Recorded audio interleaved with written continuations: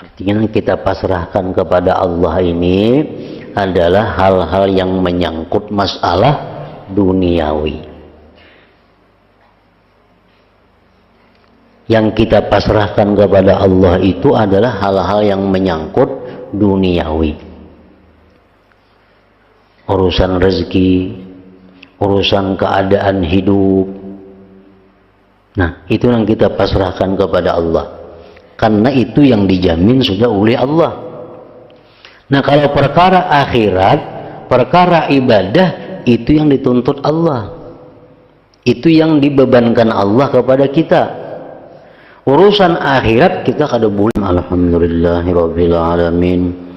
Wassalatu wassalamu ala asyrafil anbiya wal mursalin.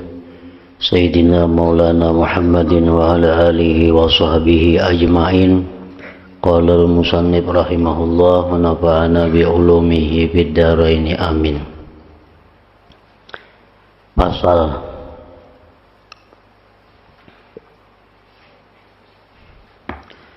secara ringkas, apabila engkau telah yakin bahwa Allah Ta'ala itu zat yang cukup dan dengan menanggung rezeki engkau yang mesti engkau perlukan demi tetapnya diri engkau dan pelaksanaan ibadah engkau kepada Allah. Kalau kita sudah yakin bahwa Allah mencukupi, Allah menanggung, menjamin apa yang kita perlukan agar tetap hidup dan bisa ibadah kepadanya. Juga engkau yakin bahwa Allah adalah zat yang kuasa atas apa yang Ia kehendaki dan bagaimanapun Dia kehendaki. Kita yakin pula bahwa Allah itu kuasa dengan apa yang Dia kehendaki. Artinya setiap yang Allah kehendaki itu pasti Allah bisa melaksanakannya. Serta engkau yakin pula bahwa Allah mengetahui keperluan engkau.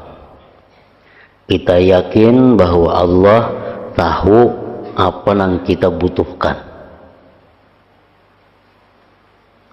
Kita yakin bahwa Allah mengetahui apa yang cocok, yang layak, yang patut, yang baik untuk kita. Keadaan demi keadaan, waktu demi waktu. Nah, kalau sudah kita yakin tiga hal tadi, maka engkau tentu akan pasrah.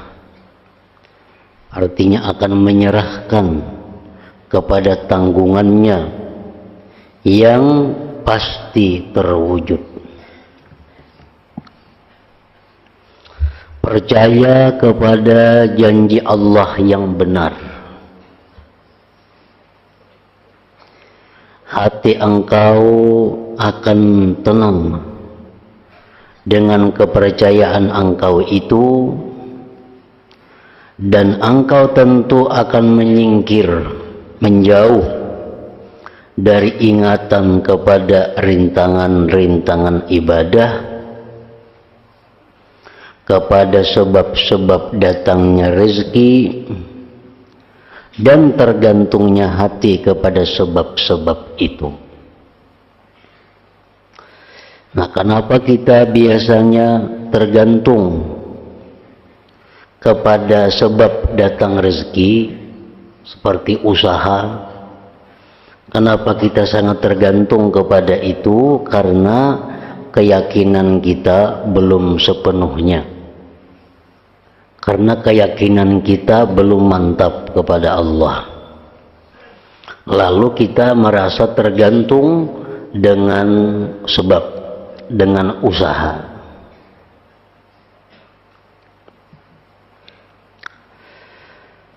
Apabila sudah yakin bahwa Allah Ta'ala itu menanggung rezeki kita, Allah berkuasa terhadap apa yang Dia kehendaki, bila kita yakin bahwa Allah Ta'ala itu tahu dengan apa yang kita perlukan, nah, timbullah perkara-perkara baik tadi. Kita akan menyingkir, menjauh dari ingatan kepada rintangan-rintangan ibadah, kepada sebab-sebab datangnya rezeki, dan tergantungnya hati kepada sebab-sebab itu. Karena semua perkara yang merintangi engkau itu, semua perkara yang menghalangi kita beribadah, tidak bisa mencukupi diri engkau tanpa dikehendaki Allah Azza wa Jalla. Sungguh Allah akan memudahkan makan dan minum yang menjadi rintangan itu. Selain itu, Allah Ta'ala lah zat yang membuat diri engkau menjadi segar dan enak berhadapan dengan rintangan itu. Kemudian Allah pula zat yang mendatangkan bahan penguat engkau, memberi manfaat kepada engkau, menyingkirkan beratnya dan mudaratnya makanan dan minuman dari engkau. Dan Allah Ta'ala bakal mencukupi engkau tanpa makan dan minum jika Allah berkehendak. Jika Allah menghendaki kita hidup tanpa makan, tanpa minum, itu pun bisa terjadi apabila Allah menghendaki demikian.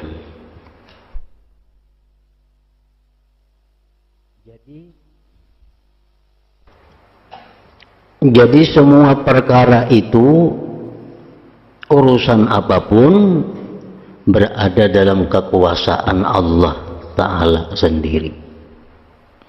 Tidak ada yang menyekutuinya. Karena itu percayalah sepenuhnya kepada Allah, jangan kepada yang lain. Begitu pula hendaklah engkau jangan mengatur urusan engkau sendiri. Kita jangan hendak ini, jangan hendak itu. Yang kita kehendaki itu hanya satu, adalah kebaikan. Hendaklah engkau jangan mengatur urusan engkau sendiri, melainkan engkau pasrahkan kepada Allah yang mengatur langit dan bumi.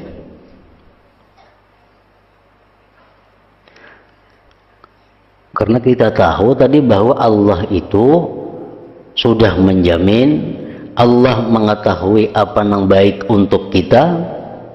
Allah sudah mengetahui, kita sudah mengetahui bahwa Allah itu kuasa menampakkan, mewujudkan kehendaknya.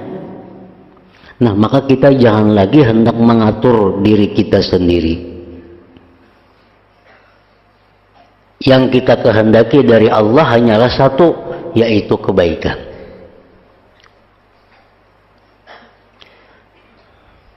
Hendaklah engkau melapangkan diri engkau dari perkara yang tidak engkau ketahui. Hendaklah engkau melapangkan diri engkau dari perkara yang tidak engkau ketahui. Amun aku jadi baikkah aku belum tahu. Amun aku jadi orang sugih belum tentu aku baik.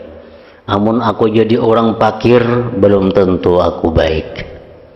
Amun aku jadi ini, belum tentu itu baik. Amun itu ku ambil, belum tentu itu baik.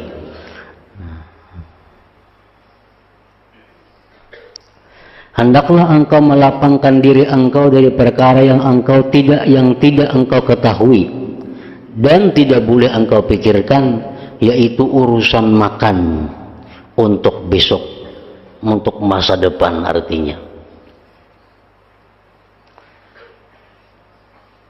Allah menugaskan kita di atas bumi ini adalah untuk beribadah.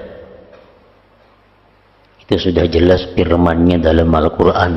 Tidak kuciptakan jin dan manusia hanya untuk mengabdi kepadaku, melainkan hanya untuk mengabdi kepadaku. Jadi yang kita pikirkan, yang kita himati, yang kita sungguhi itu sebenarnya adalah urusan tugas kita, yaitu ibadah. Perkara bagaimana kita bisa beribadah itu urusan Allah yang memberikan kepada kita macam-macam keperluan kita. Apabila kita bujur-bujur hidup dengan tujuan untuk beribadah. Perkara yang bakal terjadi besok ada perlu dirisaukan. Kayaknya kayak apa mun aku tuha, mengkadada bisi pegangan, kayak apa aku tuha, mengkadada bisi pekerjaan. Nah, perasaan, pikiran nama jam itu jangan sampai mengganggu ibadah kita kepada Allah. Karena ibadah itulah tugas pokok dalam dunia ini. Dan janganlah mengatakan barangkali begini atau seandainya begini. Karena semua itu tidak ada gunanya kecuali menyibukkan hati, menyia-nyiakan waktu, dan boleh jadi terjadi berbagai hal yang tidak tergerak di hati engkau. Sehingga apa yang telah tergerak dalam pikiranmu lengkap dengan pengaturanmu, penyia-nyiaan waktu yang mahal harganya itu tidaklah ada faedahnya. Bahkan kerugianlah yang engkau sesalkan. Engkau dirugikan dalam apa yang engkau pikirkan itu dan menyia-nyiakan umur. Sehubungan dengan makna ini, sebagian orang yang zuhud membuat syair, sabakat maqadirul ilah wa hukmuhu fa'arih fu'adaka min la'alla wa min law. Artinya telah tetap lebih dahulu ketentuan dan keputusan Allah. Karena itu lapangkanlah hatimu dari ucapan barangkali begini atau seandainya begini, kayak apa mun kayak itu. Sebenarnya itu adalah yang sia-sia. Karena apa? Karena Allah sudah lebih dahulu menetapkan tentang apa yang terjadi pada diri kita. Ada lagi yang membuat syair begini, sayakunu ma huwa kainun fi waqtihi wa akhul jahalati mut'abun mahzunu fala'alla ma takhshahu laysa bikain wa la'alla ma tarjuhu laysa yakunu. Artinya semua perkara yang telah ditetapkan Allah pasti terwujud pada waktunya. Orang yang bodoh selalu berpayah-payah lagi susah. Boleh jadi apa yang engkau khawatirkan itu tidak terjadi, dan mungkin saja apa yang kau harap-harapkan itu tidak terlaksana apabila bertentangan dengan yang diputuskan oleh Allah Subhanahu wa ta'ala. Nah, pendeknya engkau hendaklah mengatakan kepada diri sendiri, tidak akan mengenaiku, kada akan menimpa kepadaku, tidak akan datang kepadaku baik manfaat, baik mudarat, sihat, sakit, kaya, miskin, kada akan datang kepadaku kecuali apa yang telah ditetapkan oleh Allah untukku. Nah, ini i'tikad dalam hati. I'tikad yang wajib kita pegang, i'tikad yang wajib kita yakini seyakin-yakinnya bahwa tidak akan datang kepadaku kecuali yang telah ditetapkan Allah untukku. Allah adalah Tuhanku, Allah adalah zat yang mencukupi, Allah adalah sebaik-baik zat yang kupasrahi. Karena Allah itu maha bijaksana yang tidak ada kesudahan kebijaksanaannya.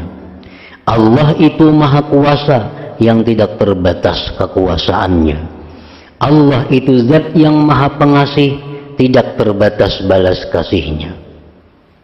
Nah, sudah selayaknya bila kita berserah diri hanya kepada zat yang mempunyai sifat-sifat seperti ini. Karena itu pasrahkanlah kepadanya. Artinya kita pasrahkan kepada Allah ini adalah hal-hal yang menyangkut masalah duniawi. Yang kita pasrahkan kepada Allah itu adalah hal-hal yang menyangkut duniawi. Urusan rezeki, urusan keadaan hidup. Nah, itu yang kita pasrahkan kepada Allah. Karena itu yang dijamin sudah oleh Allah. Nah, kalau perkara akhirat, perkara ibadah, itu yang dituntut Allah. Itu yang dibebankan Allah kepada kita. Urusan akhirat kita kada boleh pasrah. Kok kulir sembahyang pasrah aja lagi nak neraka, mati ke surga kah? Kada mau nih tuh. Karena Allah kada menyuruh pasrah urusan ibadah. Maka ini bang sudah kau beramal nah. Pasrah lagi nak dihendaknya kemana kah? Nah, ini pasrah nang salah. Pasrah nang benar itu adalah pasrah urusan diri kita dalam dunia. Perkara aku dijadikan Tuhan orang kaya, aku dijadikannya orang miskin, perkara aku dijadikannya kayak ini kayak itu dalam dunia, tuh kau serahkan lawan Allah. Yang penting tugasku aku beribadah kepada Allah. Nah, itu nang bujur.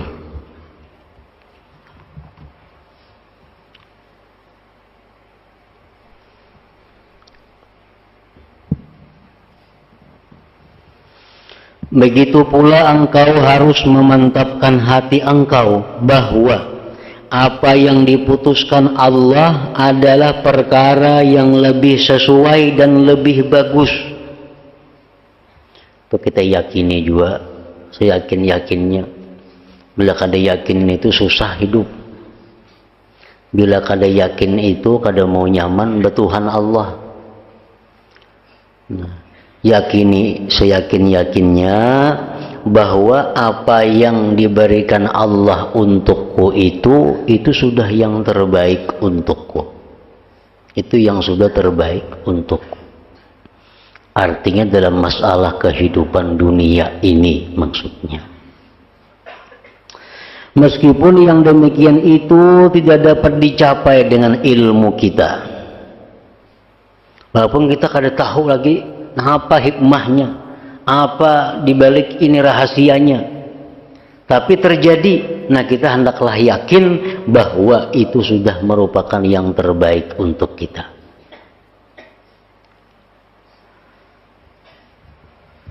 Meskipun yang demikian itu tidak dapat dicapai dengan ilmu kita, bagaimana cara dan rahasianya? Ucapkanlah pada diri sendiri, apa yang ditetapkan Allah itu pasti terwujud. Mau kada mau. Maka tidak ada faedahnya bila engkau membenci atau pilih-pilih mengenai apa yang dibuat Allah. Tidak ada jalan untuk membenci apa yang diputuskan oleh Allah Subhanahu wa ta'ala. Tidakkah engkau pernah berikrar raditu billahi rabba? Seringkali kita ucapkan raditu billahi rabba. Artinya aku ridha dengan Allah sebagai Tuhan. Setuju Allah itu Tuhan. Lantas bagaimana tindakanmu mencucukkan tidak ridha kepada qada dan takdir Allah, padahal qada takdir itu termasuk sifat ketuhanan Allah dan menjadi hak ketuhanan Allah. Karena itu engkau wajib ridha. Demikian pula kalau engkau mengalami musibah dan menghadapi perkara yang tidak engkau sukai, hendaklah menjaga nafsu engkau dan menahan hati engkau supaya jangan sampai mengeluh. Jangan sampai mengeluh.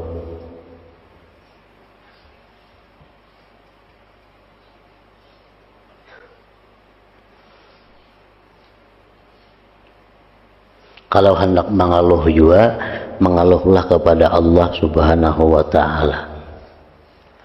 Jangan mengeluh kepada manusia. Pikiran pina kalut, banyak masalah nang dihadapi, bertumpuk-tumpuk dalam hati nih.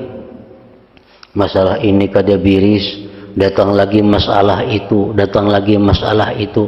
Nah, kita sampaikan itu kepada Allah, maka Allah akan ridha, Allah akan suka, dan Allah akan menolong.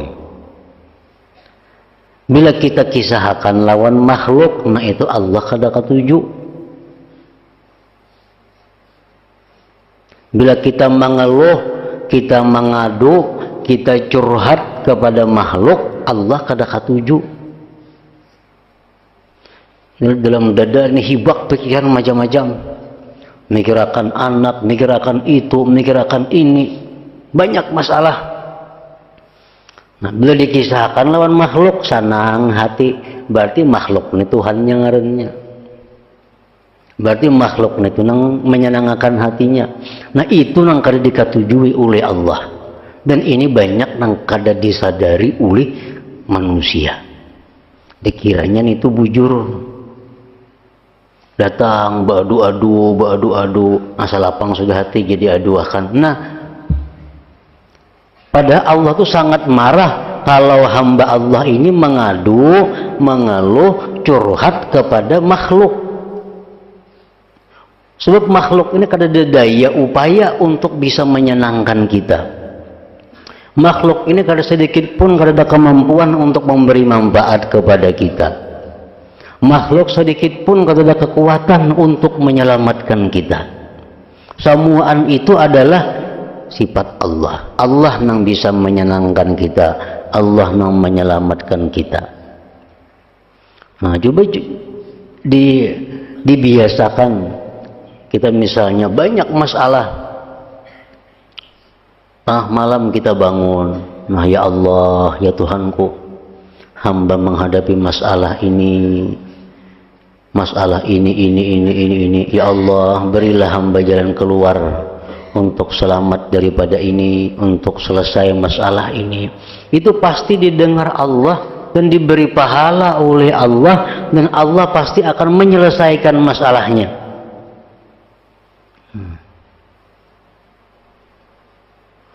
Jadi istilah-istilah nang orang wahini, istilah curhat itu istilah orang nang non Islam. Itu hati-hati benar itu.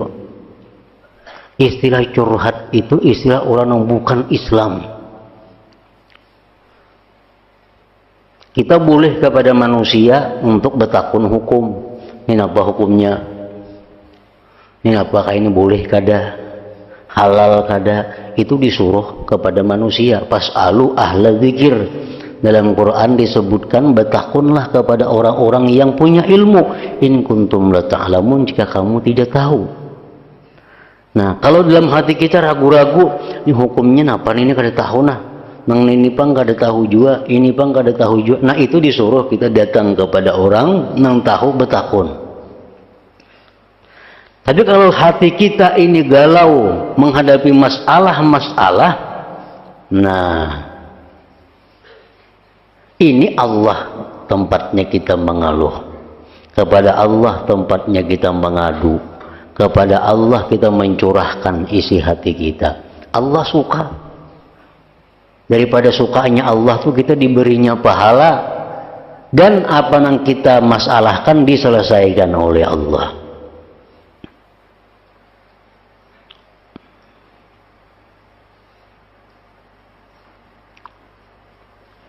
Jadi di situ kita mengetahui keimanan kita, mengetahui keilmuan kita.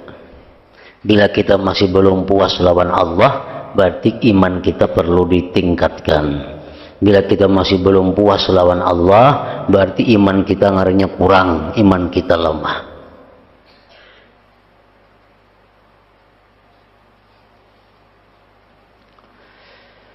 supaya jangan sampai mengeluh, jangan sampai memperlihatkan keluh kasah dan kesusahan hati engkau, terutama pada saat pertama kali terjadinya musibah. Sebab persoalan baik atau buruk itu berada pada saat pertama kali terjadinya musibah itu. Sedangkan nafsu engkau sangat cepat kepada kebiasaan, yaitu mengeluh ketika musibah datang. Engkau hendaklah mengucap, hai nafsu, musibah ini sudah terjadi. Kita ini mengalami musibah. Kita bisiki diri kita, musibah ini sudah terjadi. Tidak ada daya untuk menolaknya.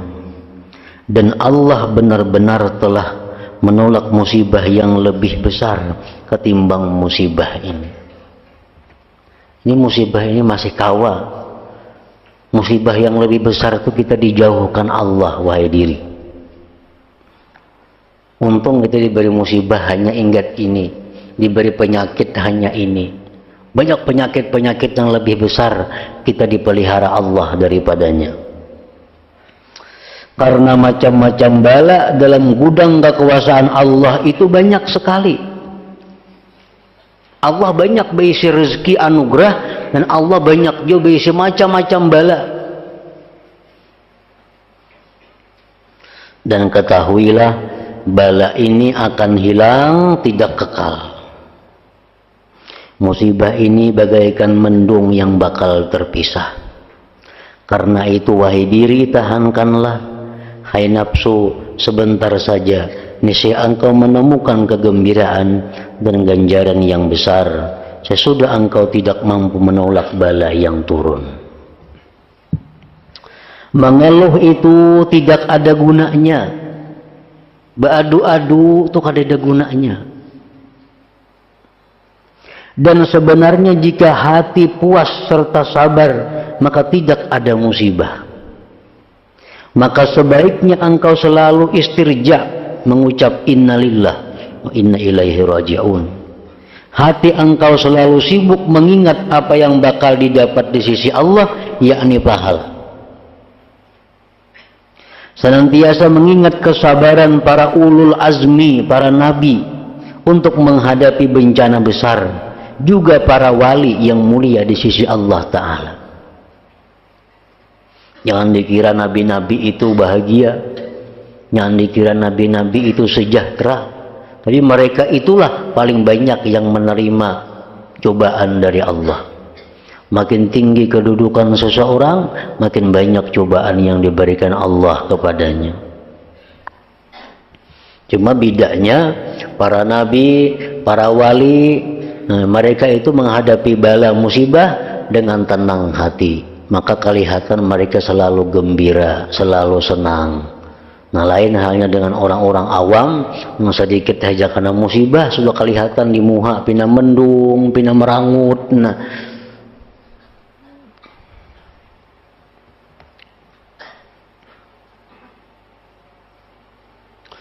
apabila Allah menahan kepentingan dunia dari engkau pada suatu waktu, Allah mendikiti rezeki kepada kita. Dulunya banyak, boleh rezeki ini pindah sirit. Maka ucapkanlah kepada diri engkau, hai nafsu, Allah itu lebih mengetahui keadaanmu dan lebih balas kasih kepadamu, lebih pemurah. Dan Allah lah zat yang memberikan makan kepada anjing yang hina, juga memberi makan orang kafir yang menjadi musuhnya. Aku ini hamba Allah yang mengenal Allah, lagi pula mengesahkannya. Apakah diriku tidak laku dijual, ditukar dengan sepotong roti di hadapan Allah? Artinya kita mendapat musibah, kita mendapat nangkada nyaman, kita ingat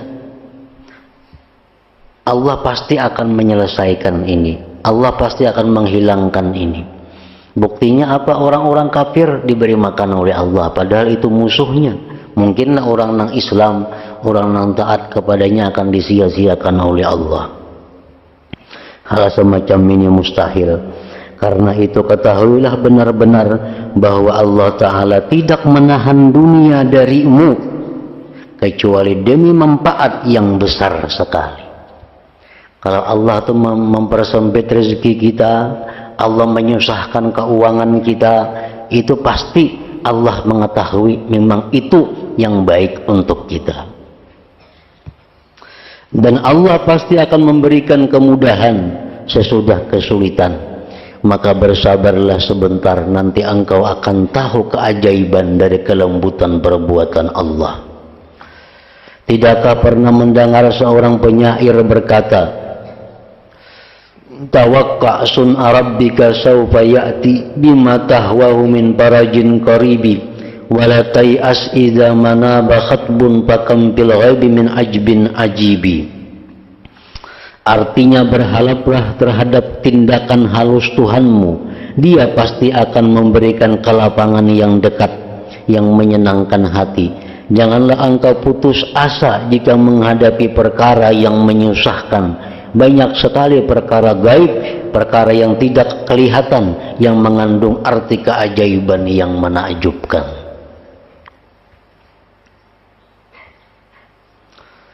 Begitu pula penyair lain berkata, "Ala ayyuhal mar'u alladhil hammu bihi barrah idza staddat bikal usra fafakkir fi alam nasrah fa usrun baina yusraini idza karrartahu taprah." Ingat-ingatlah wahai orang yang kedatangan susah prihatin, apabila kesusahan dan kesulitan itu sudah benar-benar mengenai dirimu, maka renungkanlah surah Alam Nasrah. Sulit itu antara dua kemudahan. Kalau engkau mau mengulang-ulang, engkau pasti gembira. Inna ma'al usri yusra. 2 kali kalau itu. Nah, apabila engkau menjalankan peringatan-peringatan ini dan semisalnya, serta selalu mengekali latihan, niscaya akan membuat inting susah dan prihatin engkau dalam waktu yang tidak lama. Jika engkau mempunyai himmah, kehendak kuat dan ijtihad kesungguhan.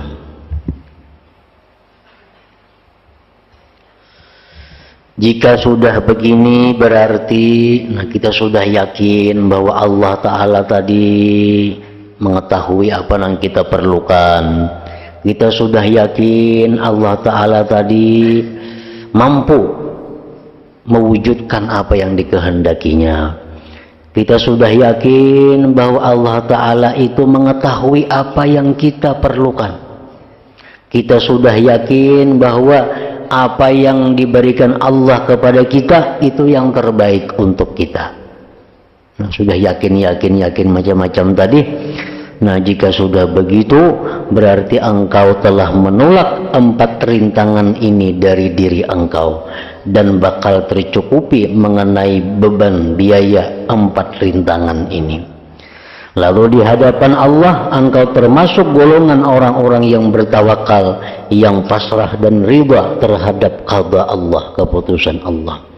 Sabar menghadapi bencana yang diturunkan Allah, dan engkau sudah menghasilkan kenyamanan hati dan badan di dunia, besarnya pahala dan simpanan di akhirat, mendapatkan pangkat agung dan dikasihi Allah yang menguasai seluruh alam. Jadi engkau memperoleh kebaikan dunia dan akhirat, serta bisa lurus ibadah engkau, karena tidak ada yang merintangi dan tidak ada yang menyibukkan. Kalau sudah demikian, engkau sudah bisa menempuh akabah jalan yang sulit ini. Nah, jadi artinya hati kita ini kalau hendak bujur-bujur dapat pertolongan Allah, dapat keistimewaan daripada Allah, maka hati kita jangan setengah-setengah, jangan gulak-galik, yakinakan seyakin-yakinnya. Bila kita yakin seyakin-yakinnya, maka apa yang kita harapkan itu bisa tercapai. Nah, kita dapat musibah, baik diri kita diberi Tuhan musibah penyakit atau apa kesusahan. Nah, kita yakinakan seyakin-yakinnya bahwa musibah ini adalah cobaan Allah untuk mendapatkan sesuatu yang lebih baik. Nah, itu jangan bergerak dalam hati kita, yakin akan seyakin-yakinnya. Musibah ini aku lapang dada menerima, karena ini jalan untuk mendapatkan yang lebih baik. Nah, yakin akannya seyakin-yakinnya, maka itu akan terjadi. Amun kadang-kadang bahanu yakin, bahanu kalau kasa, imbahanu yakin, imbahanu begulak, imbahanu, nah ini nang rugi. Musibah kada hilang, kebaikan kada datang.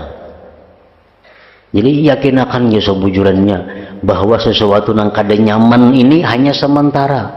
Ini hanya cobaan Allah untuk mendapatkan yang mulia, yang berharga.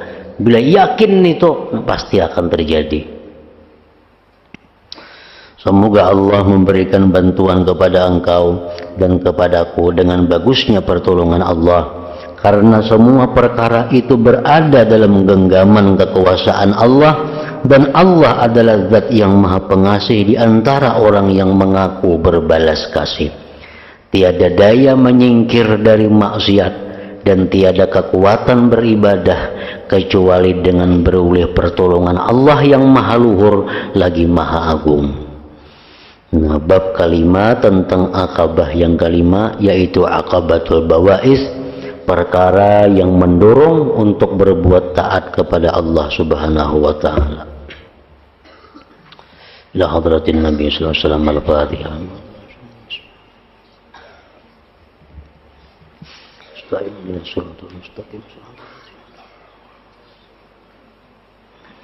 Bismillahirrahmanirrahim. Alhamdulillahirabbil alamin wa sallallahu wa sallam ala sayyidina Muhammad wa alihi washabihi ajma'in. Allahumma ighfir lana ma akhta'na wa ma tahammadna wa ma asrarna wa ma alanna wa asrafna wa ma anta alam bihi minna antal muqaddim wa antal muakhir. La ilaha illa anta Allahumma anfa'na bima 'allamtana wa 'allimna ma yanfa'una. Sallallahu ala sayyidina Muhammad wa alihi wa sallam. Alhamdulillahirabbil alamin.